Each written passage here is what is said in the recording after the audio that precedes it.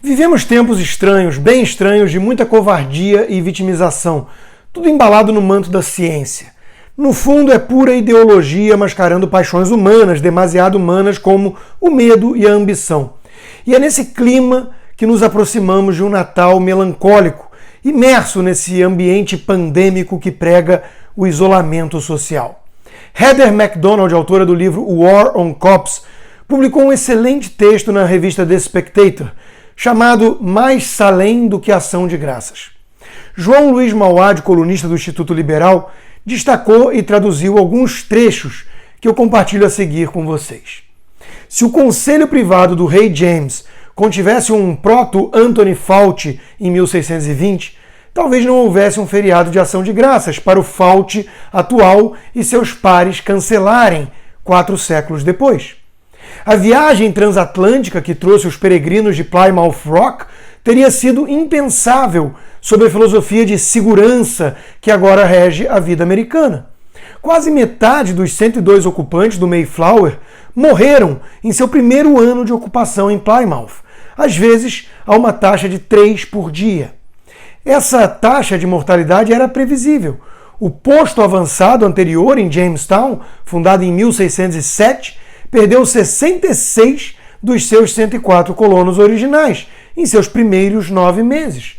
Em 1609, após a também previsível perda no mar de um navio que vinha para reabastecer a colônia, a fome em Jamestown havia se tornado tão terrível que os residentes retiravam cadáveres dos seus túmulos para comer qualquer resto de carne, como têm feito agora os argentinos sob o socialismo.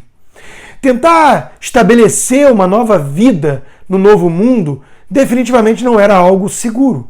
E, no entanto, os viajantes continuaram chegando, movidos por algo além da segurança extremada: zelo religioso, ambição, paixão pela descoberta, o desejo de maior liberdade.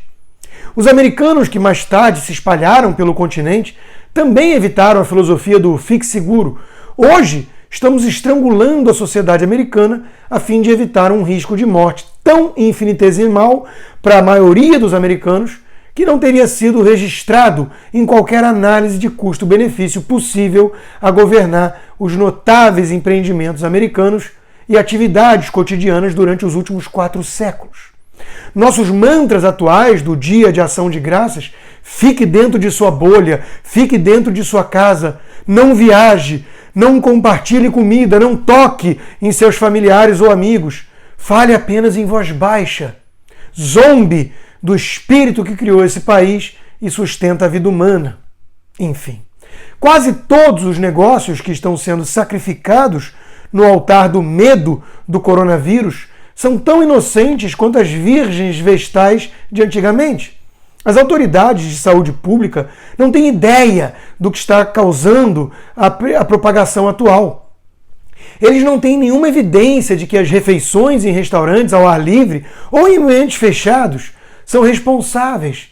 Eles certamente não têm evidências de que as compras em mercados sejam responsáveis. E, no entanto, milhões de meios de subsistência estão sendo destruídos pelo exercício de um poder inebriante e ilimitado. Não queremos que você vá a restaurantes, sente-se e coma fora, e também não queremos que você vá a lojas de varejo, declarou a onipresente Barbara Ferrer de Los Angeles recentemente. O número crescente de casos e o feriado de ação de graças que chegamos hoje provocaram uma nova explosão de ditames arbitrários do governo. O governador de Oregon está limitando as reuniões sociais a não mais do que 6 pessoas. Como que chegou a esse número? Porque nenhum corpo de evidência conhecido dá respaldo a isso. Se existisse, presumivelmente, o teto de 6 pessoas seria algo universal. Mas Yolo County, na Califórnia, onde Sacramento está localizado, tem um limite de 16 pessoas para o Dia de Ação de Graças e outras reuniões, enquanto o Kentucky está limitando a 8 pessoas de 2 famílias diferentes. O estado da Califórnia permite de forma magnânime um total de 3 famílias. Antes de celebrar essa relativa liberalidade, observe que a Califórnia exige que as 3 unidades sociais cujos membros, é claro, devem estar todos mascarados, se dispersem após 2 horas. Tudo isso mesmo em locais ao ar livre. Os especialistas estão tão confiantes em seu domínio induzido pelo medo sobre a mente popular que não sentem remorso quanto à autocontradição. O CDC reconheceu a pouca transmissão superficial do vírus.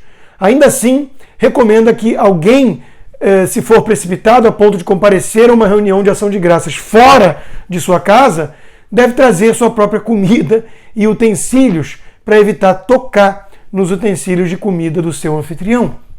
Estamos regredindo ainda mais no caminho civilizacional até a época medieval, quando cada um carregava a sua própria colher no cinto.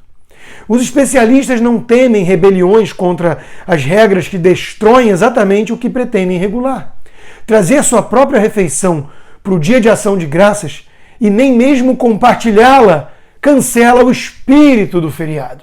O dia de ação de graças se torna indistinguível daqueles tristes jantares de família em que cada adolescente coloca no micro-ondas sua própria comida congelada e depois volta para a privacidade do seu quarto e do seu smartphone. Uma civilização avançada se constrói em direção ao futuro, como os peregrinos e outros colonizadores do Novo Mundo entenderam. Ela acumula capital social e econômico a ser utilizado por descobridores e empresários individuais para um maior progresso. Agora, no entanto, estamos canibalizando nossa herança econômica na crença fantástica de que os pagamentos de transferência de governo gerados pelo aumento de dívida podem substituir a atividade econômica privada. O nosso capital, que agora está sendo destruído de forma imprudente por decreto arbitrário do governo, levará gerações para ser reconstruído. Tomamos como garantido tudo o que é prosperidade duramente conquistada e nos proporcionou serviços que funcionam bem, manutenção confiável, luxo da nossa escolha. Perdemos a nossa prosperidade quando seguimos o destino daquelas milhões de empresas cujas perdas estão causando desespero, abuso de substâncias e suicídio. Uma civilização madura entende que o risco faz parte da vida e que existem propósitos mais elevados, mesmo a sociabilidade, do que evitar a morte a todo custo. Nenhum grande empreendimento pode ser realizado se permanecer seguro for o único princípio orientador na vida. Agora, porém, nossas elites zombam da coragem e da perseverança, repudiando explicitamente as virtudes que construíram esse país. O presidente Trump, ao deixar o hospital após uma infecção de coronavírus, advertiu o país a não ter medo do vírus e não permitir que ele domine as nossas vidas. Essa exortação, eminentemente razoável, outrora esperada em um líder, continua sendo denunciada por especialistas em saúde pública e pela mídia quase 2 meses depois. Se os americanos não repudiarem essa ética do medo, as futuras ações de graças serão ainda mais sombrias do que as deste ano. Aplausos para McDonald's. Numa era de tanto vitimismo, é bom destacar a importância da gratidão e numa era de tanta covardia, é bom destacar a importância da coragem, do desejo de viver, não apenas sobreviver.